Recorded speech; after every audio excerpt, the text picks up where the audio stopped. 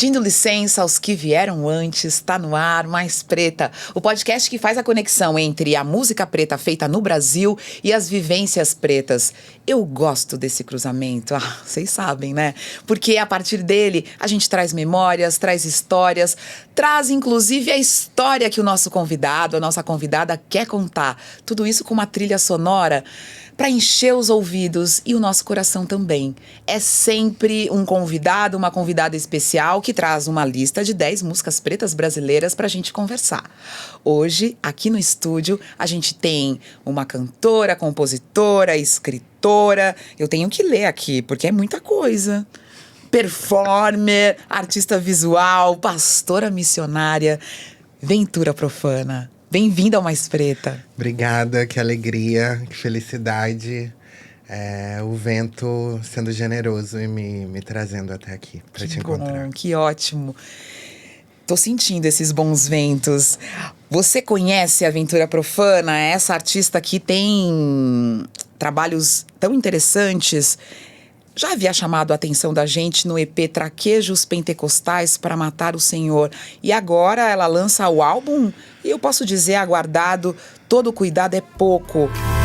Estou nua, adornada apenas e cristais. Na parede minha cara estampa um cartaz. Não só para a guerra, eu vivo também pra sentir prazer. Profetiza da vida negra, indígena, travesti. Ventura usa sua arte para edificar a nossa sociedade e a comunidade LGBTQIA+, e propõe pra gente muitas questões. A gente vai conversar sobre essas músicas, sobre essas questões.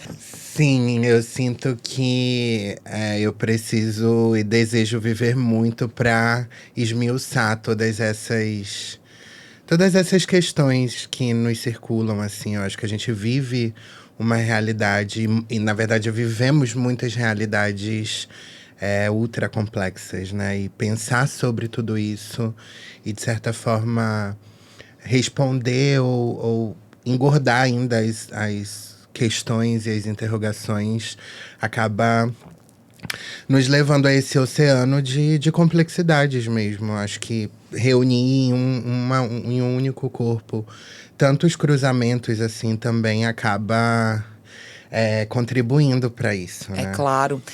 Interessante, e eu acho que na arte é assim, e eu acompanho a trajetória de muitos artistas, as vivências, as memórias fazem parte de uma teia também, né, que vai ali fazendo com que aquela arte aconteça, com que reflexões aconteçam. Mas no seu caso, o seu corpo e a sua vivência realmente estão a serviço da sua arte, né? Sim. Isso para você é um desafio que você quer superar? Ou é algo que não vai ser superado? Não, esse verbo superar não cabe dentro desse contexto? Eu sinto que o grande desafio é aprender a cuidar desse corpo. Sim.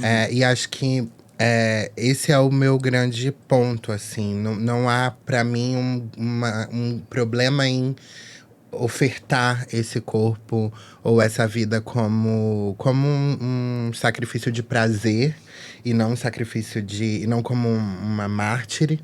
Mas eu acredito que isso não pode ser feito de qualquer forma. Isso precisa ser feito com responsabilidade, com amor, com uma série de cuidados, assim, sabe? Porque, de fato, eu não pretendo morrer pela arte ou para a arte.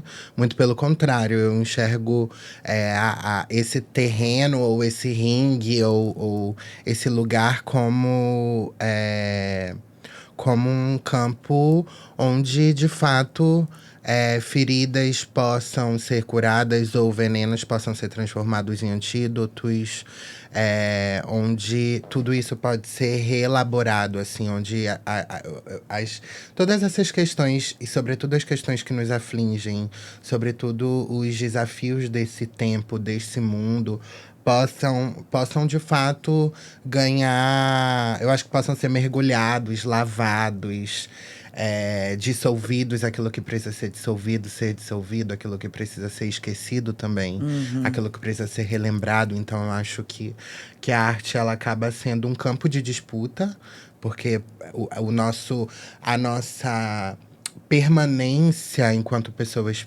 pretas, enquanto pessoas travestis, dentro desse território custa muito caro. Muito caro. Então, eu acho que é pensar sobre os nossos acessos, como a gente adentra esses campos, mas como a gente permanece, como a gente permite que as nossas vidas, que os nossos sonhos não sejam moídos por conta das tantas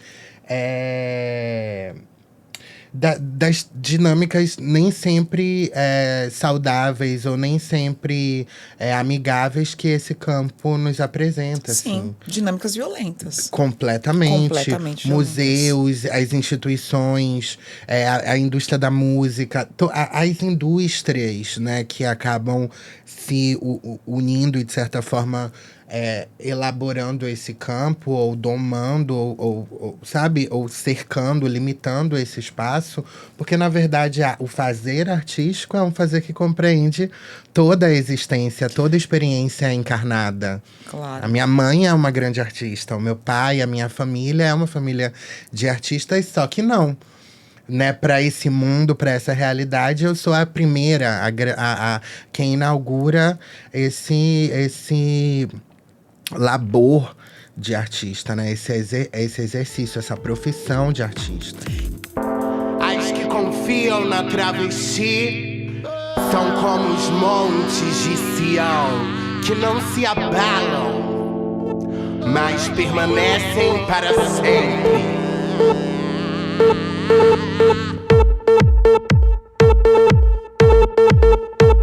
Que casa era essa em Salvador?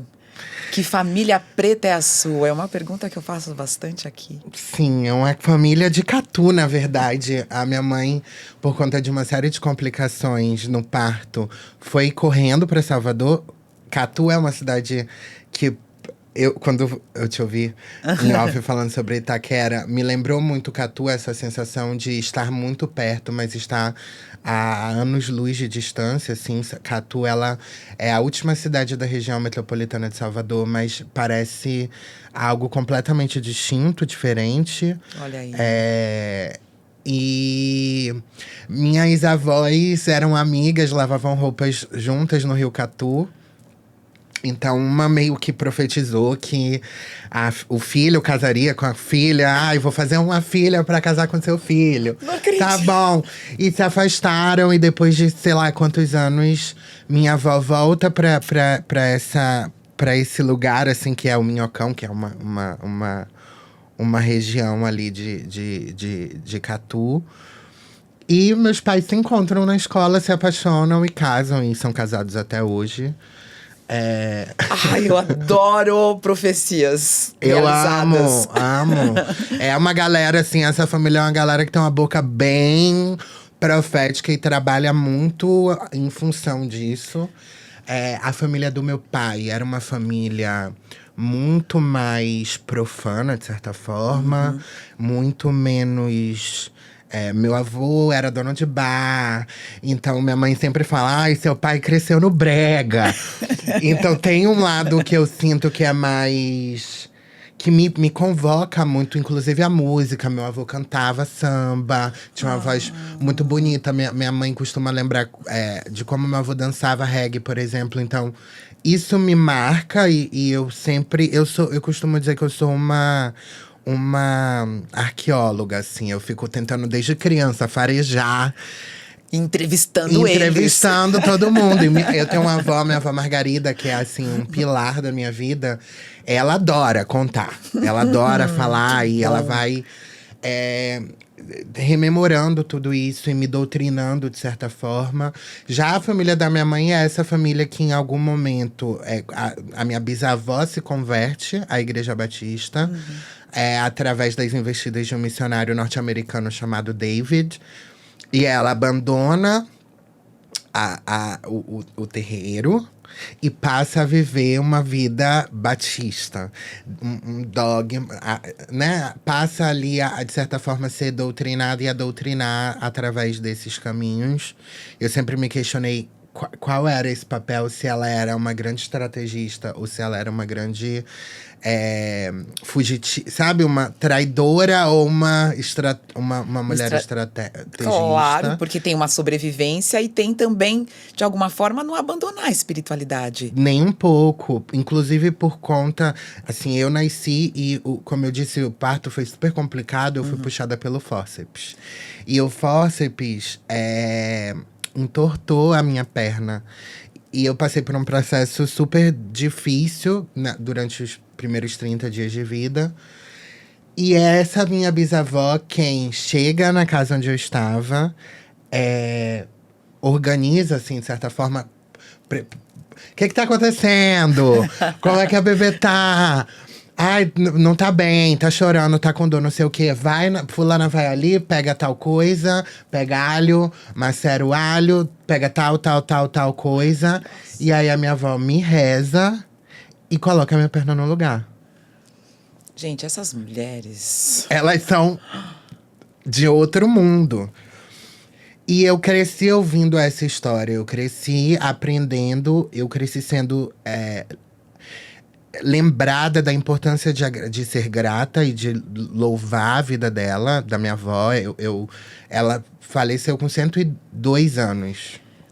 Qual é o nome? Dona Joana. Dona Joana, Dona axé. Joana de Jesus. Caraca. A grande matriarca, assim. Eu a conheci, convivi por muitos anos, a minha infância toda, com a minha bisa. E ela foi essa mulher. Então, é isso, assim, não há… Eu penso que há um trabalho de semeadura, de certa forma. É controverso, é contraditório. Mas, de certa forma, eu acho que ela lançou uma flecha no tempo, inclusive, para que eu pudesse, hoje, realizar o trabalho que eu realizo. Então… Claro. E essas mulheres também colocam você nesse caminho. Elas te preparam para que você saia em pregação. Elas não sabiam que pregação seria essa. Mas que elas te preparam, né? Sim. Você se sente preparada por elas. E esse embasamento, inclusive essa gramática da religião batista, você utiliza. E eu tô sendo muito racional em falar a gramática da religião batista, mas esses mistérios também, né? Sim. Elas não só me preparam, como elas me sustentam, assim. Elas são, como eu disse, o pilar. Até hoje, a minha avó, a minha mãe, a minha mãe é uma figura… a nossa relação já foi muito violenta por conta da travestifobia. No início, a gente tinha embates que eram muito dolorosos. E a gente vivia uma repetição de um ciclo vicioso de violências, que ela me violentava, eu violentava ela. Ela me violentava, eu violentava ela. Até que chegou um ponto em que eu fui entendendo um pouco como que isso tem menos a ver conosco e mais a ver com uma programação sociopolítica maior, assim, né? Eu acho que nós todos somos ensinados e ensinadas a destilar discriminações, a sermos… a não amarmos a escuridão, a não amarmos a travestilidade, ou seja, o poder de transformarmos-nos, de mudar nossos próprios nomes, de reescrever nossas histórias.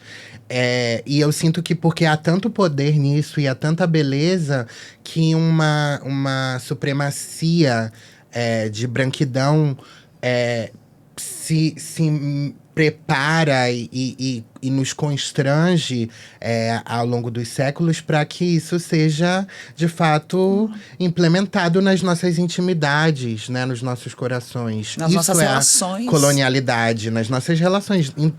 Em todos os âmbitos das nossas vidas. Na maneira como a gente se relaciona conosco, na maneira como a gente se relaciona com os nossos territórios, com as nossas famílias. Então, eu senti ali naquele momento a urgência de romper com essa maldição e de falar, olha, vamos parar de se machucar. Porque a gente já foi longe demais. E ela concordou. E desde então… E uma vez a minha mãe me chamou, assim… Eu tava lá, eu tinha ido pra casa dela. Ela falou, o seu mal é achar que o tempo só passa pra você. E que só você é capaz de mudar. Tá, meu bem. Elas pintam! Elas pintam! Eu sei bem de onde eu vim. Quando a minha mãe me falou isso, foi, sabe assim, um tapão. Que eu fiquei mona, mas ao mesmo tempo eu fiquei, bicha, a senhora é babado. Obrigada. A senhora é babado, é verdade.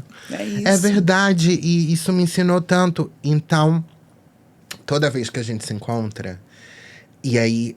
Lá em casa tem isso. A gente sempre senta à mesa, a gente gosta de comer, a gente ama jogar dominó juntas. Que delícia. E assim, a galera competitiva, é babado, a gente ama geografia, então a gente ama lembrar nomes dos países, de todos os países do mundo. É uma família engraçada. Ai, que delícia. E ao mesmo tempo, quando eu sento com minha mãe, com meu irmão, com meu pai, a gente sempre tem conversas teológicas muito profundas. E a partir… Porque meu trabalho começa na tentativa de dizer pra minha mãe, olha, eu não sou demoníaca. O meu desejo não é demoníaco. Ser travesti não é ser alguém… alguém diabólica. Instrumento do demônio. Um instrumento do diabo. Opera milagre, salta a muralha, quebra a maldição, torne-se encanto, a vida consagre, derrube o muro da lamentação, pelo poder da… O fato de eu ter e de eu abrir, de eu me abrir pra viver os meus sonhos, os meus desejos, pra eu mergulhar num caminho de autodescoberta, de autoinvestigação, não tem a ver com uma maldição hereditária, com nada disso. E depois eu vou descobrir que tem mais a ver, ser travesti tem mais a ver com caminhar com Jesus do que com ser instrumento do diabo. Porque quando a gente vai observar as andanças, as mensagens jesuínas verdadeiras, as que resistiram ao tempo, as que resistiram às manipulações, né, nas traduções, em todo esse processo que é super perigoso, ainda assim há uma mensagem de amor à vida, de amor ao outro, de amor à transmutação, a transfiguração, mas ao mesmo tempo de posicionamento contra as opressões desse mundo, contra os regimes totalitários, contra, inclusive, os homens patriarcas que defendiam a lei de Abraão, ou seja, os fariseus, os homens tidos como sábios, como inteligentes. É contra todo essa laia que Jesus se posiciona e que Jesus passa, então, a ser alguém que simboliza a própria revolta, a revolução. Claro, a resistência. A resistência. Então, quando eu observo… E a generosidade. A multiplicação dos pães é algo que a gente permanece fazendo hoje. Todos os dias. Eu vivi isso quando eu vim morar em São Paulo. E quando a gente não tinha apoio… E às vezes a gente se encontrava numa sala com 10, 12, 15 travestis. Que tinha ali uma G1. E todas comiam e se saciavam, porque a gente dava conta de multiplicar o pão. Então eu fui observando que somos nós que temos operado os milagres tal qual Jesus. Então vamos colocar mais uma travesti aqui na nossa conversa, porque a sua lista tem algumas artistas que a gente ama e que a gente ama ouvir, prestar atenção. Vamos começar com a Lin. Mulher. Andando de esquina em esquina, não é homem nem mulher. É uma trava feminina, parou entre uns edifícios, mostrou todos os seus orifícios. Ela é diva da sarjeta, o seu corpo é uma ocupação. É favela, garagem, esgoto e pro seu desgosto tá sempre em desconstrução.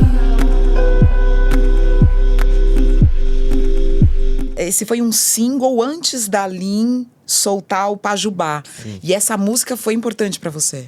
Essa música é importante na história das travestis pretas e indígenas do Brasil, assim. Essa é uma música que, pra mim, ela é um gênesis, ela é um marco. Eu não me lembro de alguém ser tão crua e nua e corajosa e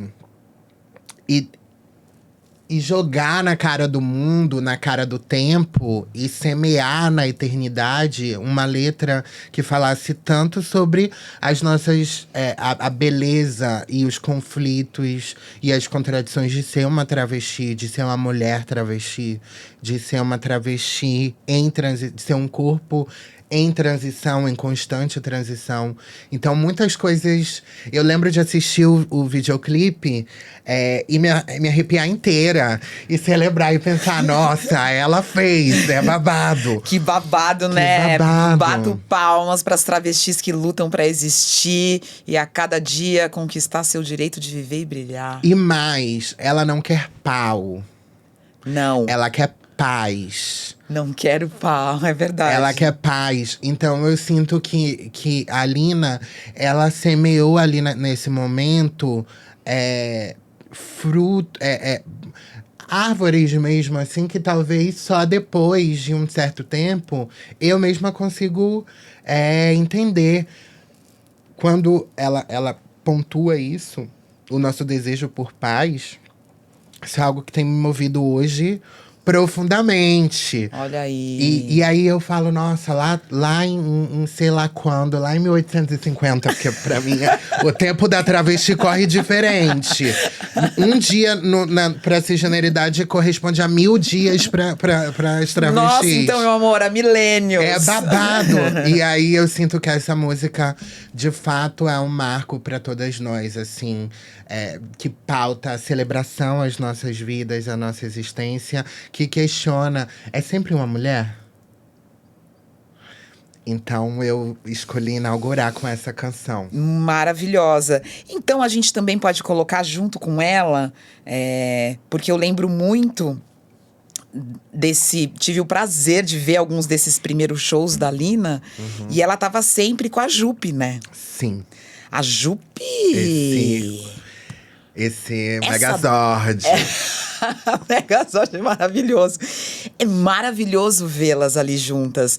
E aqui você trouxe Pelo Amor de Daisy, que já é de um disco da Jupe de 2020, que é o Corpo Sem Juízo, né? Essa música que tem Daisy e Tigrona junto. Um dia amanhecer, senti todo o meu pensamento me corroer. Eu vi meu corpo sem juízo adoecer. Pelo amor de Daisy, pelo amor. Levanta dessa cama, pelo amor de Daisy. Levanta dessa cama, pelo amor de Daisy. Levanta dessa cama, pelo amor de Daisy. Pelo amor de Daisy, pelo amor de Daisy. Levanta dessa cama, pelo amor de Daisy. Daisy Tigrona, ela… De certa forma, ela desenha, assim… Pra mim, tudo que a própria Daisy, a grande Daisy, né? A Daisy que é essa manifestação divina que nasce nessas reuniões entre as minhas amigas, entre as travestis em diáspora aqui na cidade de São Paulo, em meados de 2018, 2017, quando a gente se encontra aqui. E assim… começa a nascer incômodo em relação ao que Deus é ou ao que Deus pode ser. E uma certeza eu tinha, uma certeza nós temos. Deus não pode ser Senhor. Porque a gente sabe bem o que é um Senhor. A nossa história nos conta quais são os gestos desempenhados por um Senhor. Deus não pode ser Senhor em nenhuma circunstância. Porque o propósito… Deus, para mim, não é nada além de toda a vida, de tudo que vive, de tudo que pulsa viver. É a grandiosidade, sabe, eu não consigo nem… É o ímpeto da criação. Da vida que se multiplica a cada dia. Eu não consigo nem mensurar o que é. Mas eu sinto. E a vida não tem nada de senhorio. Então essa era uma certeza. E ao mesmo tempo eu sentia a necessidade de desvencilhar Deus dessa figura patriarcal, de um macho. Porque mesmo criança, eu perguntava pra mãe, como a senhora vê Deus? Quando a senhora imagina Deus como? Porque eu via Deus, um velho branco, parecia o Papai Noel.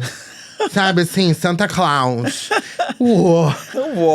Não é Deus, isso não é Deus. E a sua mãe respondia o que pra você? Minha mãe ficava confusa, de vez em quando ela fica assim, bicha, para. Eu falei pra ela… fazer pergunta pra mim. Eu falei pra ela esses dias, mãe, a gente consegue imaginar a vida de Jesus sem que a morte tenha atravessado esse caminho? É possível sonhar com uma vida jesuína? Porque, imagina, essa pessoa excepcional viveu, foi morta, foi condenada foi uma condenada política. A gente consegue sonhar com uma realidade em que esse tipo de condenação não recairia? Porque, para mim, pensar numa história, numa vinda de Jesus, sem a morte atravessando, uma morte prematura, uma morte brutal, é também poder sonhar com a vida minha e com a vida das minhas amigas, sem que a foice seja sem que a condenação seja uma realidade garantida, certa. Então é importante pensar as nossas vidas com longevidade, sem que a morte seja algo certo, né? Algo tão fixo e imutável. Claro, que paire na sua existência de uma forma muito opressora, né? Castradora. Né? Adestradora. E a minha mãe ficou apavorada. Não tem que ter a morte. E eu não tenho que ter. Não tem, mãe. Mas esses são muitos dos questionamentos que eu trago. E pra mim era muito importante pensar uma outra figura, uma outra forma de ver Deus. E Daisy surge dessa forma. Em Eu Não Vou Morrer, uma música do Traquejos, eu canto Daisy são as iabás falando ao pé do meu ouvido. Então hoje, quando eu penso em Oxum, por exemplo, quando eu penso no poder das águas, quando eu penso no poder do vento, no poder de mudança, de transformação do vento, quando eu penso em Nanã, quando eu penso na sabedoria da lama, da terra, do barro. Isso é Deus. Deus é tudo isso. É com essa face de Deus que eu busco me conectar.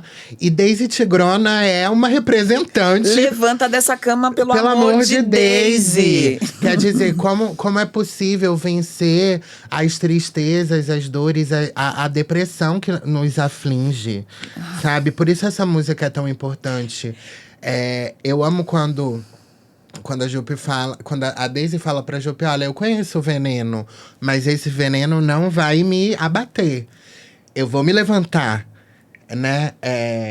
Então eu sinto que essa música, ela é uma carta de amor à nossa vitalidade.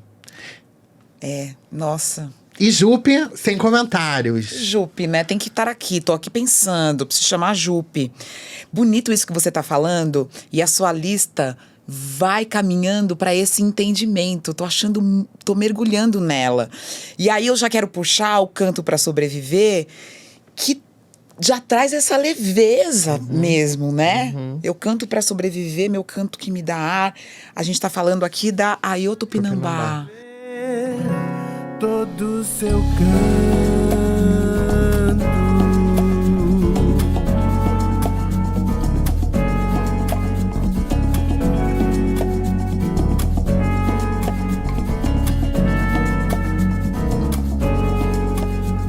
Eu canto pra sobreviver, meu canto que me dá o ar. Sim. Que bonito e que voz ela tem. 2021 esse single é da Nanda Dias e da Aiô, essa música. Tem canto que me faz doer. Ela canta. Mas Eu grito até disfarçar enquanto encanto. eu sinto que tem uma grandeza de fato. A Aiô é grandona do time das grandonas. A gente vem assim, sabe? Pivô de vôlei, de time de vôlei. Elas vêm tudo assim, Jupe, todas elas Meu amor. são as grandonas. E a Aiô, ela tem uma voz que preenche qualquer espaço e que silencia qualquer lugar, assim, sabe? Que nos leva a um lugar de concentração que é muito importante. E eu sinto que essa música me lembra o porquê que eu faço o que eu faço, assim. E eu ouso dizer que a gente canta… E que o nosso canto, ele de fato opera como essa mandinga, como esse feitiço que a gente elabora não só para sobreviver, mas para que a gente viva em abundância. Para que as nossas vidas sejam infinitas como já são. Então eu sinto que tem se levantado uma geração de vidas, assim, completamente insaciáveis. A gente tem muita fome, a gente tem muita sede. E a gente tem organizado o nosso canto para que esse canto possa nos levar a uma vida melhor.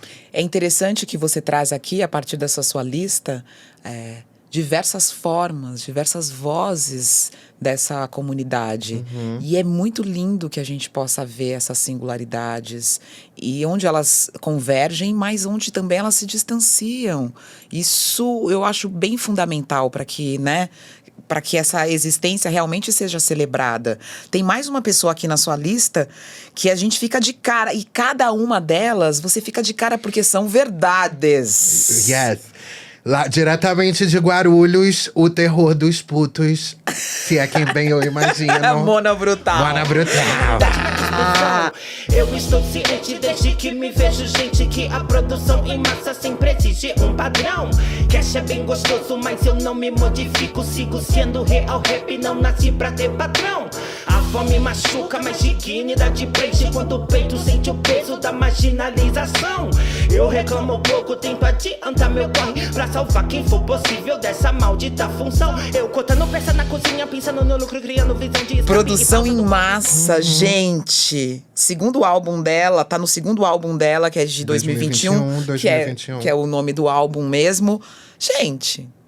A Mona, ela é sinistra.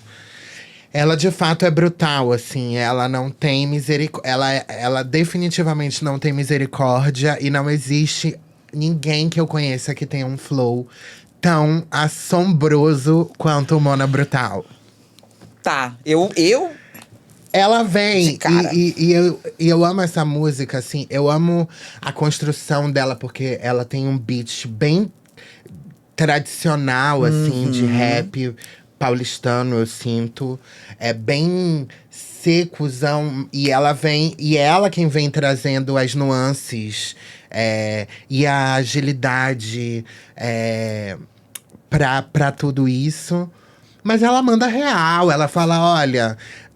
A indústria da música, o mundo da arte é isso daqui. Eu não vou cair nessa daqui. Quando eu fui escrever sobre o meu último álbum, eu falo, esse permanece sendo um álbum sobre a guerra. Mas algo mudou. Porque os meus olhos não estão focados ou voltados para a guerra. No more.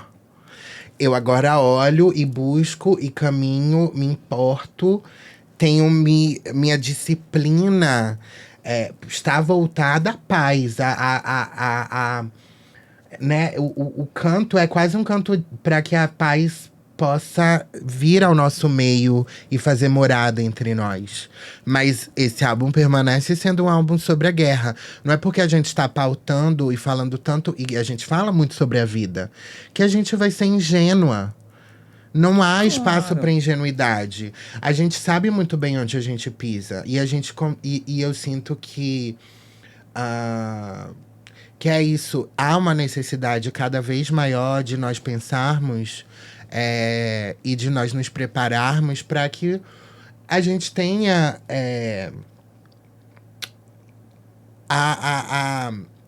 para que a gente tenha autonomia. Sim, mas eu sinto muito todos esses trabalhos e o seu trabalho como um grito de existência dessa comunidade. Agora, também como um exercício artístico e estilístico que me atinge. E atinge a muitas pessoas. A gente está falando em viver num mundo muito difícil. Sim. E a possibilidade de transmutar. Exatamente. Porque isso não é uma exclusividade nossa. Não. A transformação… E quando a minha mãe me lembra isso, eu acho que é a maior prova de tudo isso. Quer dizer, a mudança… ela é inevitável. E a mudança, ela beija todas nós. Nós já sairemos diferentes. Quem ouvir essa conversa será transformada. Porque você escolheu aqui do seu álbum novo Me Deixa em Paz, não à toa, né?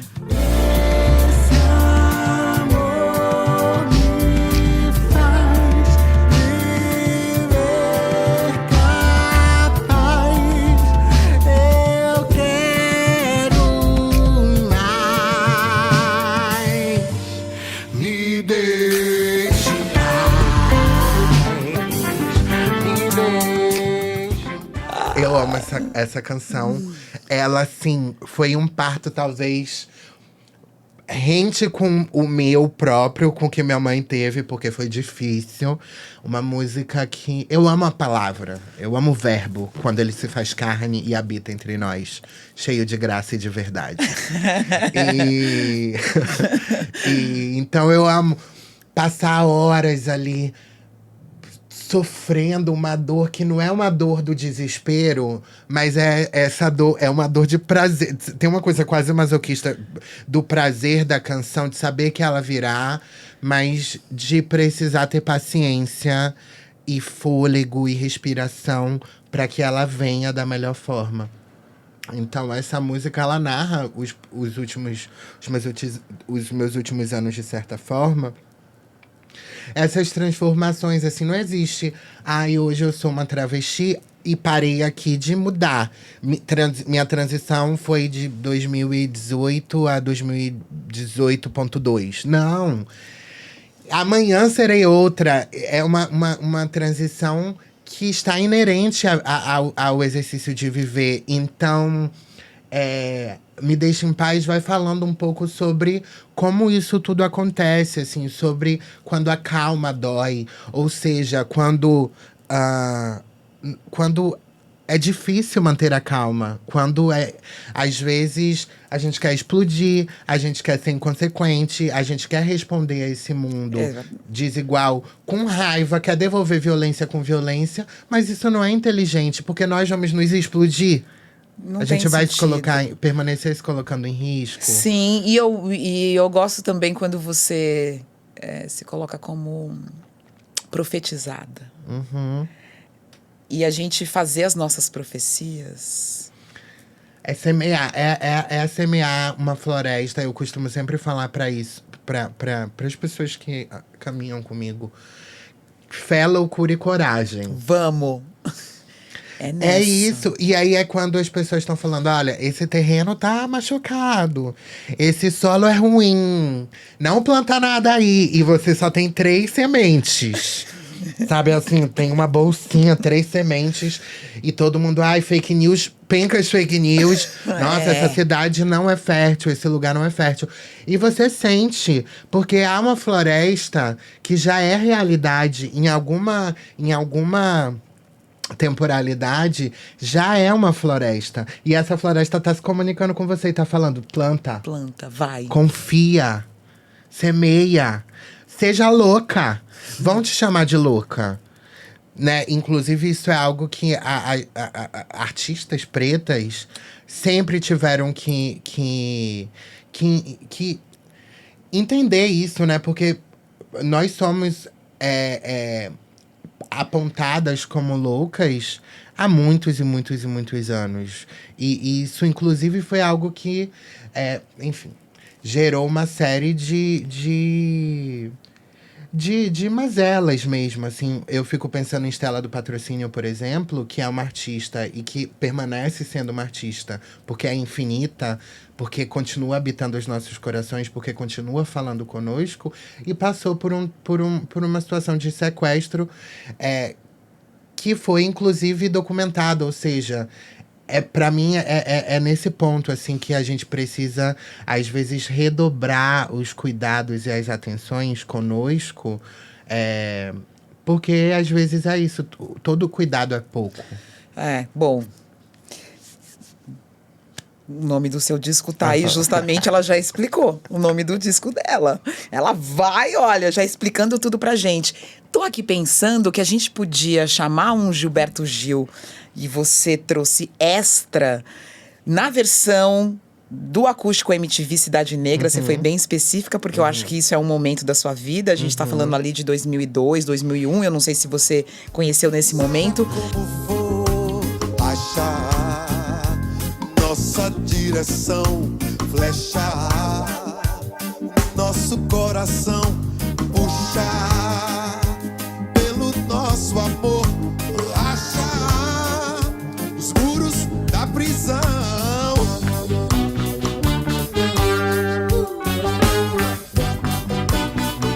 Olha, eu fiquei pensando, essa é uma música que eu lembro muito do meu pai. Olha, que lindo. Meu pai, assim, amava os acústicos. E tinha, assim, discos e discos. E eu tava vindo pra cá e pensando… Eu nasci em 93, então eu fui pegando um pouco dos processos de transformação das mídias, né? Eu era criança, tinha radiola. Aí comprou um daqueles… Sei lá, 3 em 1. Que era CD já, tocador de CD e de cassete, mas que tinha aquelas 1000 caixas, que era super babado, depois MP3, enfim, até chegar agora nos streamings. E essa música marca muito a minha infância em Catu.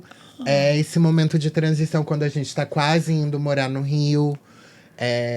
Porque a minha família é uma família que passou por um processo de diáspora muito comum na história do Nordeste, que é a vinda para o Sudeste em busca de melhores alternativas de educação, sobretudo para mim, de trabalho, enfim. E isso foi algo que me mudou muito, que me moldou muito, que me violentou muito. A vinda para o Sudeste foi super violenta, para o Rio de Janeiro especificadamente. Mas, ao mesmo tempo, que me moldou de uma maneira… que eu agradeço, assim, porque eu sinto que eu sou preparada para a estrada e acho que isso tem a ver com o meu exercício enquanto uma peregrina, enquanto essa voz que caminha pelos desertos, anunciando que a liberdade é uma realidade, ela é uma possibilidade. Novas. As boas novas. Extra. Essa música, é isso. Primeiro que eu ficava, Cristo é o Oxalá. Então eu já ficava assim, é isso aí. Não tem uma separação necessariamente. Santo Orixá. Santo ou Orixá. Cristo ou Oxalá, gente. Pra mim não tem uma separação. Eu não consigo respeitar essa muralha. Eu sinto que o Pentecostes, por exemplo, que é o principal evento fundante da igreja, é uma gira. É uma grande gira. É uma grande gira. O Espírito vem e nos possibilita esquecer as linguagens coloniais e acessar a memória das nossas mais velhas, assim. Gilberto Gil, ele é um grande mestre, um mago. E hoje eu entendo a beleza de se ter uma cidade negra, assim. São coisas que vão passando. Na infância eu não percebia a potência e a força disso tudo. E hoje, pra mim, voltar pra esses lugares me renova, assim. E me traz uma compreensão de como o trabalho vem sendo feito no decorrer das eras, dos milênios, das décadas, de uma forma completamente linda e de uma forma completamente eficaz. Ou seja, eu sou a parte da… Eu sou também a continuação dessa história, assim, né? Não podia deixar de trazer o mestre Gilberto Gil. Claro, junto com E o Cidade reggae. Negra. E o reggae. Porque aí tem Cidade Negra, Exatamente. né? Que o seu pai ouvia, mas que tá presente na construção do seu disco agora. E a gente tem mais reggaes aqui pra gente levantar. Pra gente conversar sobre isso, já vamos trazer logo, assim, um grande… Eu ia falar um mito. Um grande artista do reggae, que é o Edson Gomes. Por várias vezes barrados no baile, mas persisto, acredito em tudo aquilo que faço. E persisto em tudo aquilo que faço. Acredito naquele que vem do espaço. Ainda ontem no condomínio que moro, uma senhora… O grande… Né? Cara, o Edson Gomes, ele é uma instituição. Ele é a grande instituição do reggae no Brasil, sobretudo na Bahia. E… Nossa, 1000 histórias, assim. Eu lembro que eu morei em Cachoeira há um tempo. Eu tenho uma playlist, inclusive, que chama Bebendo Cerveja com Edson Gomes sentado na mesa ao lado. Ai, que delícia! Porque eu sempre ia pra um bar com minhas amigas lá em Cachoeira. E o Edson Gomes sempre tava lá também. Edson Gomes é de Cachoeira? Ele é de Cachoeira São Félix, ali daquela encruzilhada. E eu ficava chocada, porque ele sempre tava ali com uma caixinha de som, ouvindo as pedradas do reggae, assim. Eu ficava do lado, yes, yes.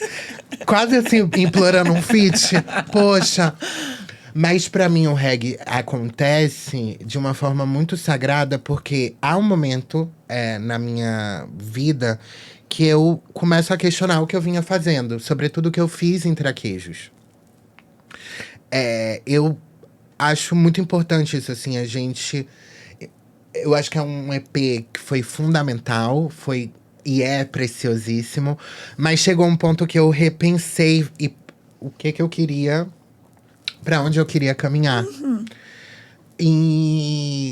Mas havia um desejo muito grande de não interromper algo que era o louvor. Quer dizer, eu não queria me tornar uma caricatura daquilo que eu mesma havia inventado. Ou seja, eu não queria… porque foi um álbum… de certa forma, bem sucedido, um álbum independente, que alcançou muitos lugares, de forma espontânea, de forma orgânica. Um álbum que foi desenhado de uma forma muito bonita, em parceria com a Pode Ser Desligada. Durante a pandemia, então o mundo estava atravessando um momento super difícil. Esse álbum veio como de certa forma, trazendo alívio, trazendo alimento. Mas eu não queria permanecer sendo uma caricatura de mim mesma. Sobretudo dessa pastora. Eu sinto que eu não queria viver refém de tudo isso. E foi muito importante entender que tipo de pastora eu quero ser. Quem é essa… Como construir essa jornada. Então eu queria ir além dessa brincadeira de reescrita dos cânticos tradicionais, que foi algo que eu fiz bastante. De revisão e de rasura desses hinos. Mas, ao mesmo tempo, eu não queria deixar de louvar. E eu precisava também romper com um serviço ou com um conflito com a própria comunidade cristã tradicional, assim. Porque isso mais mina a minha energia do que me leva a algum lugar. Do que te dá alguma coisa. O reggae foi um caminho? É isso que o você reggae tá me é falando? o caminho. Sem desespero, venço o medo e a Babilônia vou derrubar. Na minha mente, sobre o meu corpo, o cativeiro incendiar. Quebro cadeias, rasgo correntes, minha família vou restaurar. Filha de quem tem fome do mundo, filha de quem... Existe algo que é muito poderoso, que é, no reggae, o louvor. Então, quando a gente escuta Desarri, Bob, toda essa… Judy Mowat, existe algo ali de louvar, de agradecer, de amar a presença. O amor de Jah nos liberta, o amor de Jah nos salva, nos faz livres. E ao mesmo tempo, existe um posicionamento político contra a colonialidade, contra o racismo, contra o aprisionamento de pessoas pretas. Isso não dá para perder. A igreja, ela precisa se compadecer, ela precisa se engajar a favor dos seus. A igreja, ela só é uma igreja quando ela está comprometida com uma luta contra o racismo, contra a transfobia. Uma teologia só é uma teologia baseada e firme em Jesus quando ela luta contra os preconceitos, quando ela se compadece da dor dos oprimidos. Aí sim a gente está falando de uma teologia centrada em Jesus. Porque esse era da liberação, da libertação, do prazer, da alegria. E aí o reggae é isso, e Edson Gomes faz isso de uma forma inenarrável, assim. Eu sinto que tem algo que é muito importante, que é o de denunciar. E barrados a isso, uma fomos denúncia. barrados do baile. Quer dizer, somos barrados da celebração, da festa. Como é Eles isso? dizem que é só para gente bonita? Como assim? Somos lindíssimas. Edson Gomes é um gato. Até hoje eu faria o Edson se ele me desse mole. Então, assim… como assim a gente foi barrado do baile? Quer dizer que fake news são essas. E a colonialidade é isso. É a invenção dessas notícias horrendas, dessas notícias de dor, de pesar. E, na verdade, o labor, o trabalho evangelista, o evangelho é o oposto de tudo isso. Como você mesma disse, evangelho é boa nova. Evangelizar significa espalhar, contar ao mundo as boas notícias. E ela tá aqui pra isso, gente. E no ritmo que deixa a gente, o nosso corpo também sentir essas boas notícias. Dance, dance. Negra melodia que vem do sangue do coração. I know how to dance, dance. Like a black and black, American. Negra melodia. Negra melodia que sai do sangue do coração.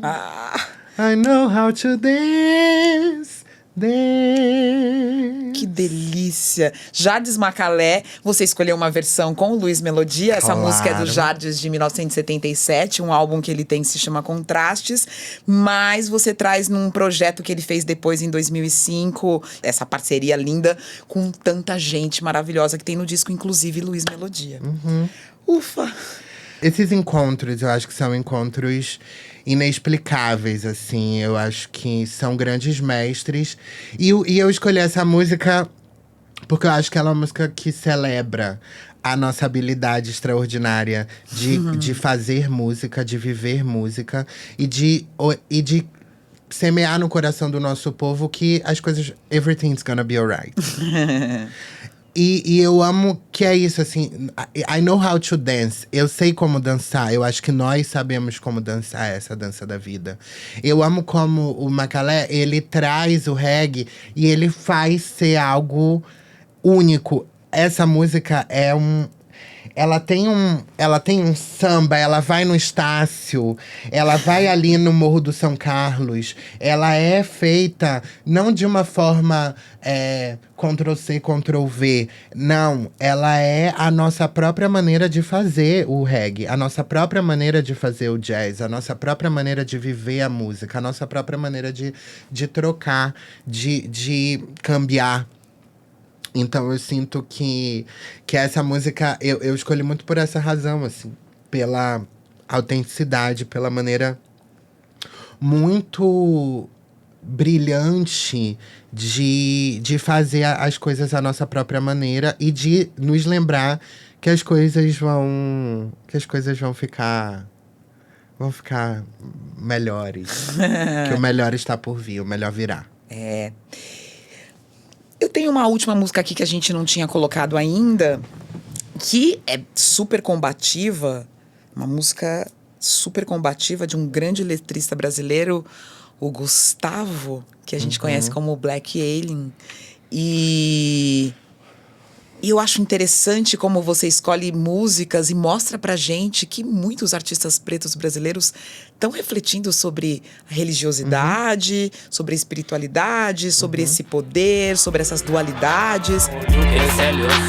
Repensar nossos valores é o que nos resta pra aliviar as dores. Se embriaga numa festa, recorre aos pastores, o explorador da fé que infesta, em nome do Senhor dos senhores, de forma desonesta. Falam em nome do leão, conquistador da tribo de Judá, e roubam Robert Nesta. A morte vive, a vida morre, bicho pega, se tu corre, nada disso. Eu sinto que, olha, demorei muito pra ouvir o Black Alien. Porque eu sinto que, de certa forma, por ser uma… Eu sinto que nós… Assim, enquanto Ventura, travesti, uma criança travesti, uma adolescente que tinha todos esses conflitos, eu buscava me afastar um pouco do que era produzido por homens, assim, sobretudo por homens do rap, por homens do rap, assim mesmo. E quando eu fui apresentada a esse álbum, ao Babylon by Gus, eu fiquei velha. E eu sinto que esse processo… Por que eu trago isso? É a mesma coisa que acontece conosco, que é a matemática. É um afastamento. Você não… Matemática é difícil. Química é difícil. Olha, eu cheguei num ponto da minha vida que eu quero ser exata. Eu não quero ser humana. Eu quero ser exata. Eu quero saber das exatidões da vida. Então eu comecei a questionar o porquê nos afastam de todos esses campos de saber. E também comecei a me questionar o porquê eu permitia que esse afastamento acontecesse. Então, de lá pra cá, assim, eu hoje em dia escuto Rapa e fico… Sabe, assim, eu tô vivendo um relacionamento amor, agora, né? um grande amor por o Rapa. Meu pai ouvia com meu irmão e eu ficava, ai, credo, coisa de bofe. Sabe, assim, ai, que saco, esses bofe. Não ouvia, não queria. E aí…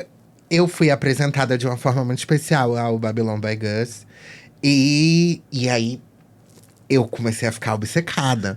Porque tem uma maestria na composição e no flow, e em como essa ginga está estabelecida, que eu falei, nossa, não, pera aí. Mas quando cheguei na segunda vinda… Vem isso. Vem as minhas próprias indagações sobre o processo, sobre como se dão as ondas evangelicalistas no Brasil, como o processo evangelicalista se dá aqui, como que isso chega, como que isso se estabelece, como isso se espalha, o que se deseja, quer dizer, nos anos 2000, a igreja começa a se movimentar, determinados grupos, claro, em favor de um pensamento assim: o Brasil é do Senhor. O Brasil é do Senhor. Tananã, tananã, tananã. Ali havia um planejamento político de domínio, de soberania, que começava a ganhar, a despontar, a se estabelecer. E isso eu falo de rituais que foram feitos em Brasília, na Esplanada dos Ministérios, com mais de 2 milhões de pessoas. Isso tudo aconteceu. E isso foi passando despercebido. Até que em 2018 a gente chega no ápice disso. Com a eleição do Bolsonaro. Com a eleição dessa figura horrenda. E E eu pensava, olha, isso estava acontecendo. Quem estava dentro da igreja sabia que isso estava acontecendo.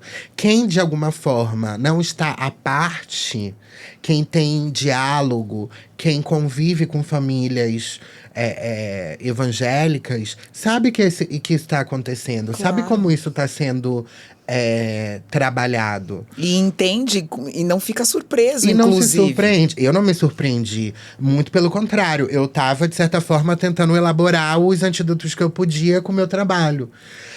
Agora, em 2001, o Gustavo estava trazendo esses questionamentos. Quer dizer, de uma forma completamente lúcida. Falando, inclusive, sobre o processo de roubo da própria imagem, do próprio legado do Robert Nesta, ou seja, do Bob Marley. Quer dizer, como que os nossos legados, os nossos ministérios também são facilmente distorcidos. Isso aconteceu com Jesus, quer dizer, Jesus, uma figura que com menos de 2 anos de vida se encontrava em condição de refugiado político, teve que fugir do seu país por questões políticas. Claro, de uma forma muito óbvia, não era uma pessoa pálida, um cara pálida, entendeu? Aquele cabelo alisado, nada com nada. Aquela escova japonesa não aquela existe. escova não existe. A lente de contato não me consta que já existia naquela época essa tecnologia. Então, assim, e não é compatível, ou seja, o que Jesus fala não é compatível com o que um senhor falaria. Um senhor de engenho, um senhor latifundiário, não é compatível. Isso acontece com quantas pessoas trans existiram no decorrer da história e tiveram suas existências cisgenerizadas postumamente. Quantas pessoas pretas existiram e tiveram suas existências, seus legados embranquecidos. Eu acho que por isso eu lembro de novo que todo cuidado é pouco, inclusive com o que a gente semeia, como que a gente cuida da nossa memória, como que a gente cuida daquilo que a gente põe no mundo. E aí eu acho que essa música, o Black Alien vem falando tudo isso, assim, vem falando sobre como que o Ocidente se organiza de uma forma, nas siglas, as contradições desse mundo, sabe? Vai trazendo cenas que são cenas conhecidas do povo preto, personagens que são personagens nossos, assim. Então eu acho que ele faz isso, organiza isso de uma forma brilhante.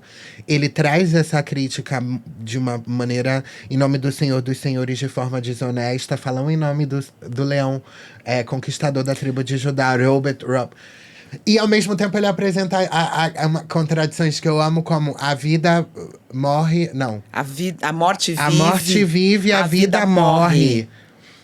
Que eu acho que é um ponto fundamental, inclusive na nossa forma, em uma forma não ocidental e não branca de entender o tempo e de entender a própria vida, que é isso, assim, que é o que eu me pergunto em Giramundo, que é uma das faixas desse álbum. O que se compõe nas decomposições? Ou seja, a morte é realmente o fim? Eu acho que não. E eu acho que a gente aprende isso com Jesus. Porque Jesus… E eu falo isso pra minha avó às vezes. Eu falo, vó, assim como quem não quer nada. Falo, vó, a senhora acredita num Deus que se encarnou, morreu, mas não está morto.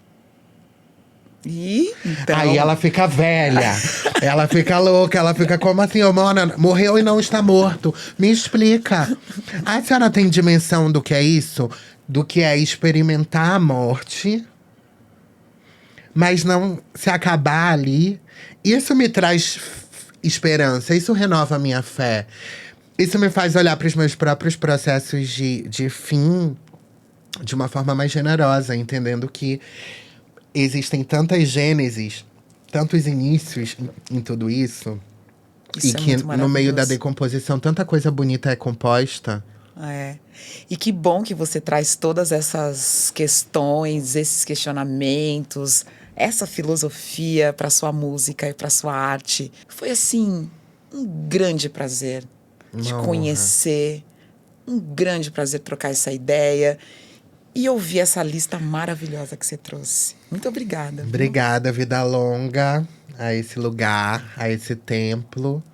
Acho que esse podcast é um templo, né? Um templo à música preta, à nossa produção. É um templo às vidas, aos nossos sonhos, aos nossos desejos. Então, o meu desejo para você, para esse lugar, para esse templo, é que a multiplicação seja imensurável. Que muitas vidas possam ser tocadas, possam ser acarinhadas com as nossas vozes. Que essa temporada seja uma temporada que semeie, de fato, no coração do nosso povo um desejo insaciável por justiça, por verdade, por amor e por conexão. Que assim seja. Axé. Axé. Mais Preta, é esse lugar pra gente se conectar à música preta brasileira, se conectar às nossas vivências, porque a música preta tá na vida da gente, ela também escreve as nossas histórias. Que bom que a gente tá junto nessa. Um beijo e até o próximo episódio.